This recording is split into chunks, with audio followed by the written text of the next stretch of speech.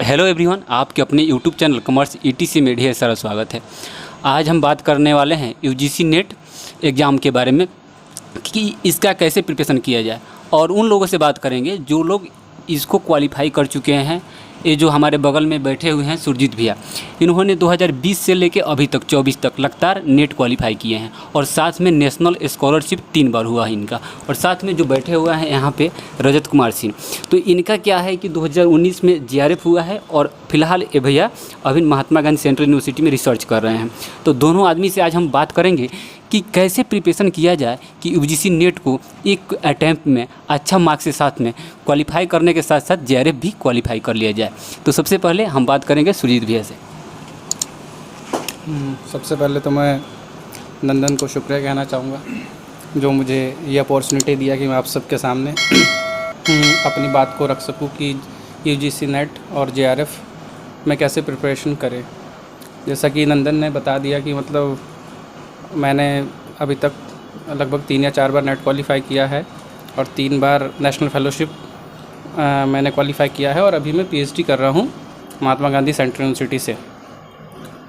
तो जैसा कि अब मैं 2020 से लेके अब तक जो भी मैंने नेट के एग्ज़ाम्स दिए हैं, तो उनमें अब ड्रास्टिक चेंज देखा जा रहा है कि पहले 2020 में जो नेट के क्वेश्चंस होते थे वो थोड़े कह सकते हो कि रिलेटिवली इजी होते थे अब के कंपैरिजन। अब जो हैं थोड़े जो क्वेश्चंस की डिफ़िकल्टी लेवल है उसको थोड़ा हाई कर दिया गया है। तो अब अगर आप नेट एग्ज़ाम दोगे तो थोड़ा ये कि जितने भी आप सब्जेक्ट्स हैं आपके कॉमर्स के सेकंड पेपर के, उसको पढ़ के दो। सारा सिलेबस जो आपका है उसको कवर करो। लगभग 10 यूनिट है इसमें, उन सबको कवर करो। और कवर करने के बाद जितने भी PYQs आए हुए हैं, PYQs सबसे इम्पॉर्टेंट है। ये बताइए कि जो PYQ होता है लगभग कितना, मतलब कितने सालों का बना के जाना चाहिए? लगभग मेरे हिसाब से तो लगभग 10 साल का 10 PYQs कर लो, मतलब एक साल में 2 बार होता है। तो पिछले 5 साल के आप 10 PYQs कर लो। और सिर्फ PYQ करना ही नहीं है, उसको समझना भी है, क्योंकि नेट में अगर एक क्वेश्चन अगर आ गया तो अब वो क्वेश्चन कभी नेट में दोबारा नहीं आएगा, उससे वो सिमिलर क्वेश्चन कभी नहीं आएगा। तो PYQ से सिर्फ आपको ये पता चल जाता है कि इस टॉपिक से ये क्वेश्चन आया है, और नेट इस पैटर्न से चलती है कि अगर उसने उस टॉपिक से वो क्वेश्चन दिया है तो आगे भी वो उसी टॉपिक से क्वेश्चन देगी, लेकिन वो नहीं देगी जो अभी आया है। अच्छा। तो आपको ये देखना है कि हाँ इस टॉपिक से ये क्वेश्चन आ गया, अब इस टॉपिक को मैं अच्छी तरीके से पढ़ लूँ और दोबारा जो क्वेश्चन आएगा वो इसी टॉपिक से आएगा लेकिन वो अलग होगा। तो ये आपको PYQs करने से ही पता चलेगा। अच्छा, एक चीज़ बताइए भैया, काफ़ी लोग मैथ से डरते हैं, DI से डरते हैं, तो उन लोगों को कैसे प्रिपरेशन करना चाहिए ताकि उनका DI 5 में 5 सही हो जाए, और जो भी मैथ के क्वेश्चन आते हैं जैसे परसेंटेज हो गया, टाइम डिस्टेंस का हो गया, तो वो सब क्वेश्चन कैसे वो करके जाएंगे ताकि उनका क्वेश्चन वो सही हो जाए वहाँ पर? ये अभी मैथमेटिकल रीजनिंग अभी थोड़े 2 साल पहले ही इंट्रोड्यूस हुई है, पहले ये था नहीं। तो मैथ्स में क्या होता है कि काफ़ी सारे लोगों का हाथ तंग होता है, वो उतने एफिशिएंट होते हैं। लेकिन आप ये कर सकते हो कि मैथ्स को जो भी ज़्यादा नहीं है, इसमें 5 क्वेश्चन आते हैं और 5 टॉपिक से क्वेश्चन आते हैं। तो जो टॉपिक से क्वेश्चन आ रहे हैं, जैसे इंटरेस्ट है, इंटरेस्ट हो गया, फिर एवरेज हो गया, फिर आपके अदर क्वेश्चन हो गए, कंपाउंड इंटरेस्ट के ज़्यादा क्वेश्चन आ रहे हैं, तो ये सब आप एक बार कोई बुक ले लो जिसमें इसमें बहुत ही हार्ड मैथ्स के क्वेश्चन नहीं आते। ये कंपैरेटिवली जो कर रहे हैं कॉम्पिटिटिव की तैयारी, उनसे देखोगे तो बहुत इजी क्वेश्चंस आते हैं। तो जो आपका सिलेबस है, रेशो है, प्रोपोर्शन है, इंटरेस्ट है, आपका कंपाउंड इंटरेस्ट है, ये सब के क्वेश्चन एक बार आप मतलब किसी भी चैनल से, यूट्यूब चैनल से एक बार आप इनका कंप्लीट कर लो सिलेबस, और देख लो PYQs के आए हुए हैं, उसी हिसाब से आपके क्वेश्चंस हो जाएंगे। अच्छा भैया, एक यूनिट है, यूनिट 6 है जो इंडियन लॉजिक है। काफ़ी लोगों का परेशानी होता है उसमें, जो लोग खासकर इंग्लिश मीडियम से पढ़ते हैं उन लोगों को काफ़ी प्रॉब्लम होता है, तो उसको कैसे कहाँ से पढ़ें? देखिए, इंडियन लॉजिक के लिए तो मैं आपको कहना चाहूँगा कि इंडियन लॉजिक में भी बिल्कुल सिंपल ये है कि आप खुद पढ़ोगे तो थोड़ा डिफ़िकल्ट हो सकता है। किसी टीचर के असिस्टेंट ले लो, किसी ऐसे लोग की नोट्स के असिस्टेंट ले लो, और उनसे जो भी उनका सिलेबस है वो कवर कर लो। और सबसे इम्पॉर्टेंट है कि कर लेना जो PYS QR है, क्योंकि इसमें बहुत लोग फंसते हैं। जब मैं अपने टाइम में था तो मुझे भी थोड़ी दिक्कत आती थी। मैं बिल्कुल कहना चाहूँगा कि ऐसा नहीं कि मैं बिल्कुल बहुत ही अच्छा था इंडियन लॉजिक में, लेकिन ये था कि अब जिस तरीके से सिलेबस और क्वेश्चंस का लेवल हो रहा है, इंडियन लॉजिक में भी काफ़ी डिफ़िकल्ट क्वेश्चन पूछे जा रहे हैं। तो आप जैसे इंडियन लॉजिक हो गया, मैथमेटिकल रीजनिंग हो गया, ये न्यूली इंट्रोड्यूस्ड टॉपिक्स हैं, तो इनको आप खुद कर सकते हो तो खुद कर लो, नहीं तो किसी टीचर से, किसी आपके सीनियर से आप हेल्प लेके करना चाहते हो तो वो कर लो, क्योंकि खुद करने पे थोड़ा मुश्किल हो सकता है ये। अच्छा। और जैसे कॉमर्स पेपर 2 के बारे में बताइए कि उसमें भी पूरा 10 यूनिट है, और उसमें कौन कौन से ऐसे यूनिट है जिसको करके जाना ही चाहिए? देखिए, कौन कौन से ऐसे यूनिट हैं, हाँ, ये मैं अपने एक्सपीरियंस के बेस पे बताता हूँ कि नेट अगर UGC अगर एक पैटर्न फॉलो करता कि हर यूनिट्स में से 10 क्वेश्चन आते, तो मेरे हिसाब से सब का ही नेट या JRF हो गया होता। हाँ। लेकिन UGC कोई पैटर्न फॉलो नहीं करता है। वो क्या करता है कि जो टॉपिक उसे लग रहा है या जो सब्जेक्ट उसे लग रहा है, उसके थोड़े ज़्यादा क्वेश्चंस वो उस सेशन के एग्ज़ाम में वो पुट कर देता है। अच्छा, ठीक है। अगर आप सोच रहे हो कि अगर स्टैट्स के 10 क्वेश्चन आएंगे, 10 क्वेश्चन इको के आएंगे, 10 क्वेश्चन टैक्स के आएंगे, 10 क्वेश्चन मार्केटिंग के आएंगे, तो ऐसा बहुत मुश्किल होता है। क्या आते हैं, लेकिन कंपेरेटिव क्या होता है, किसी जैसे कभी स्टैट्स का पोर्शन उन्होंने पकड़ा तो स्टैट्स के ज़्यादा क्वेश्चन पूछ लिए, मार्केटिंग का है तो मार्केटिंग के पूछ लिए। तो इसमें सबसे अच्छी ये कि आप किसी पर्टिकुलर टॉपिक पे फोकस मत करो। जो आपके जितने भी 10 यूनिट्स है, 10 यूनिट्स का सबसे पहले सिलेबस ख़त्म करो और समझो। अच्छा, सबसे पहले समझो, हाँ, कॉन्सेप्ट समझो, क्योंकि UGC नेट जब ही निकलेगा जब आप उस जो टॉपिक पढ़ रहे हो, आप कंज्यूमर बिहेवियर पढ़ रहे हो, NPA पढ़ रहे हो, मार्केटिंग में कुछ पढ़ रहे हो, फाइनेंस में कुछ पढ़ रहे हो, तो उसको जब तक आप समझोगे नहीं तब तक ये पेपर आपका निकलेगा नहीं। क्योंकि अच्छा। जो नेट का पेपर होता है, अगर आप सोचोगे ना कि मतलब सिर्फ मैं पढ़ लूँ और बिल्कुल सिंपल क्वेश्चन पूछ लिया जाएगा, तो ऐसा नहीं होता। इसमें आपको थोड़ा अपने जो आपने पढ़ा उसका यूज़ करके क्वेश्चन को अटैम्प्ट करना होता है। तो क्वेश्चन अटैम्प्ट करना बहुत ही अलग है और सिलेबस ख़त्म करना एक अलग पार्ट है। अच्छा। तो सिलेबस ख़त्म करो, PYS क्यूज़ करो कि देखो कि क्वेश्चन कैसे आए हैं। क्योंकि अगर सिलेबस किया, आपने सिर्फ सिलेबस ख़त्म किया और सोच रहे हो कि मैं सीधा पेपर अटैम्प्ट करने बैठ जाऊँ, तो मैं 100% लिख के दे सकता हूँ कि आपका नहीं होगा। अच्छा, यानी कि अपना सिलेबस पूरा कंप्लीट करने के बाद में जो भी PYQ हैं उनको लगाइए और साथ में मॉक टेस्ट अपने सब्जेक्ट से रिलेटेड लगा के जाइए एग्ज़ाम देने। तो अब हम बात करेंगे, हमारे बगल में है रजत भैया, जो 2019 में इनका JRF हुआ है। अब इनसे बात करेंगे कि इनका क्या क्या रणनीति रहा इनके समय में, और अभी तक जो भी पेपर हो रहे हैं उसमें किस प्रकार से बदलाव हो देखने को मिल रहा है। तो भैया आप पहले बताइए पेपर 1 के बारे में। धन्यवाद नंदन इस प्लेटफॉर्म पे लाने के लिए।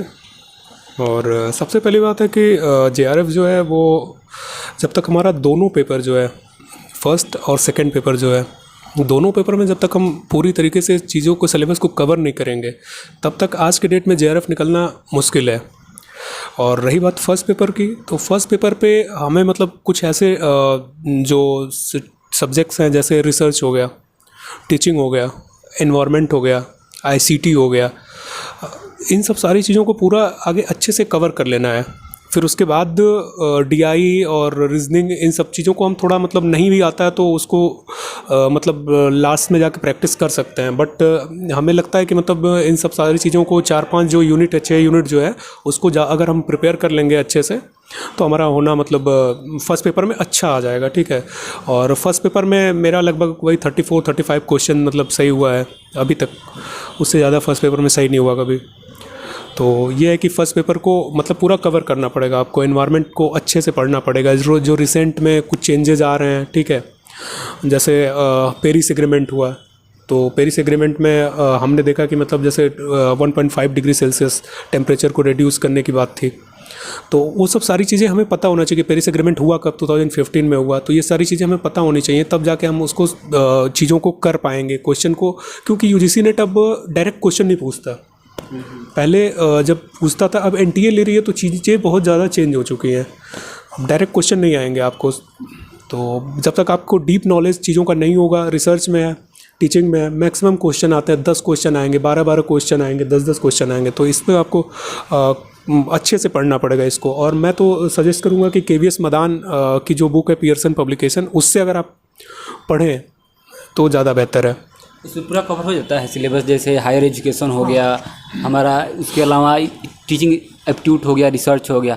जैसे अभी क्या हो रहा है कि टीचिंग से बहुत सारे मॉडल से क्वेश्चन आ रहा है टीचिंग में, और जैसे इसमें क्या बोलते हैं रिसर्च में, अब जैसे क्वेश्चन आ रहा है प्लेगरिज्म से रिलेटेड, कितना % प्लेगरिज्म रहता है तो फ्री रहता है, कितना पर कितना मतलब कि पनिशमेंट दिया जाता है। तो उससे रिलेटेड क्या पुराने बुक जो है KVS मदान से पूरा हो जाएगा? नहीं, मेरे को नहीं लगता कि पुराने एडिशन में ये ऐसा नहीं था, क्योंकि हमेशा UGC नेट अपने आप को कंटिन्यूस इम्प्रूवमेंट की तरफ जा रही है। वो हमेशा चेंजेस ला रही है, अपने आप में अपग्रेड करती जा रही है। तो प्लेगरिज्म से रिलेटेड बस पहले ये रहता था कि प्लेगरिज्म क्या होता है, ये क्वेश्चन था पहले। और आपको जो KVS मदान की बुक है उसमें आपको ये मिल जाएगा कि प्लेगरिज्म क्या होता है, लेकिन कितना था या क्या होगा, इसकी क्या मतलब पेनल्टी होगी, क्या होगा, ये सब चीज़ें पहले नहीं था। तो इसलिए अपग्रेडेड जो बुक है, जो रिसेंट एडिशन है, उसको लीजिए और उससे पढ़िए।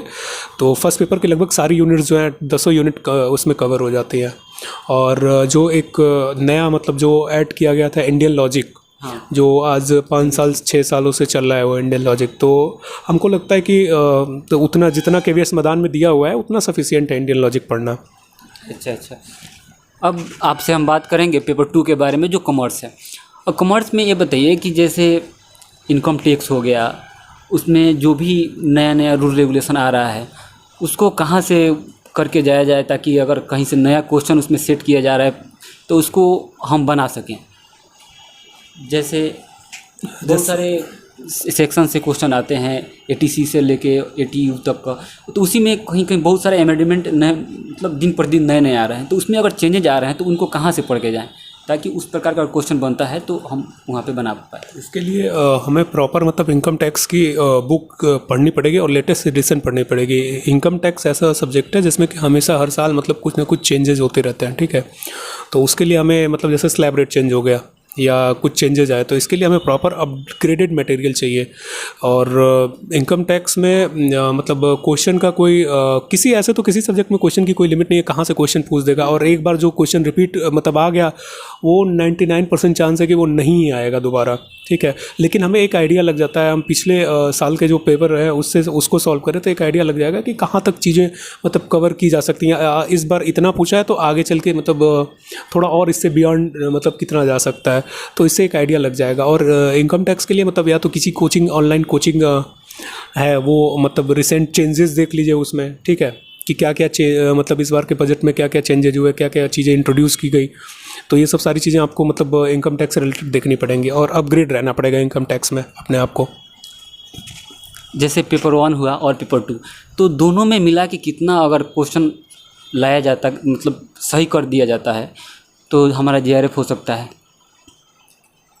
लगभग मतलब वो तो डिपेंड करता है कि मतलब अब किस कट ऑफ पे डिपेंड करता है। और मतलब थोड़ा कैटेगरिकल भी है कि मतलब किस कैटेगरी में बिलोंग करते हैं, तो उसके हिसाब से है। लेकिन अगर आप मतलब नॉर्मल अगर देखें तो 90+ रहेगा अगर, तभी मतलब JRF के कुछ चांसेस बनते हैं। अच्छा, दोनों पेपर मिला के 90 क्वेश्चन प्लस रहेगा तो। अच्छा, चलिए आज का इंटरव्यू हम यहीं पे समाप्त करते हैं।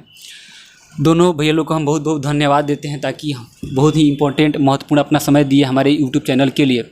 और मैं आशा करता हूं कि आगे भी भैया लोग से हमें कुछ मोटिवेशन मार्गदर्शन मिलते रहेंगे। और आप लोगों के लिए यह महत्वपूर्ण वीडियो इसलिए है क्योंकि हमारे भैया जो बैठे हैं 2020 से अभी तक लगातार नेट क्वालिफाई कर पा रहे हैं। तो जो भी अपना जो यहाँ पे रणनीति बताए, और हमारे भैया जो रजत भैया हैं इन्होंने JRF क्वालिफाई किया है और रिसर्च कर रहे हैं, दोनों आदमी रिसर्च कर रहे हैं।